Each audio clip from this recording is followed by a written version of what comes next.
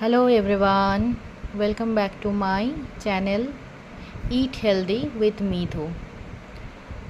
তো আজকের রেসিপি হচ্ছে একদম একটা ডিফারেন্ট, পুরো অন্যরকম একটা রেসিপি। তো আমরা আম পোড়া মুরগির কথা তো অনেক জায়গাতেই শুনেছি যে রেসিপি হচ্ছে। তো আমি ভাবলাম যে এটার তো একটা অল্টারনেটিভ ভেজিটেরিয়ান অপশনও থাকতে হয়, তাই না? তাই আজকে আমি বানালাম আম পোড়া পনির, যেটা সম্পূর্ণরূপে নিরামিষ এবং ভগবানকে উৎসর্গ করা যাওয়ার মতন।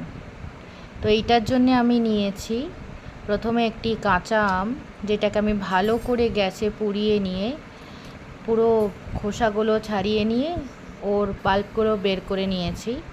আর ব্যাটারেতে নিয়েছি, যেটা একটা মশলা তৈরি করলাম, তাতে আছে 1 চামচ সাদা তিল, 1 চামচ পোস্ত, 2টি এলাচ, 2টি লবঙ্গ, একটি ডালচিনি, একটি ছোট ডালচিনি মতন দিয়ে, আর 1 ইঞ্চি মতন আদা, 2টো কাঁচা লঙ্কা দিয়ে মশলাটাকে পেস্ট করে নেব। দিয়ে ওই ছাড়ানো আমটার সাথে মশলাটা মাখিয়ে কিছুক্ষণ পনিরটাকে ম্যারিনেট করে রাখবো। রেখে কড়াইতে 2 চামচ ঘি, তাতে আর একবার তেজপাতা, 2টি লবঙ্গ, এলাচ দিয়ে আমরা জিনিসটাকে বানিয়ে নেব। বানিয়ে নিলেই আমাদের রেডি খুবই টেস্টি নিরামিষ আম পোড়া পনির।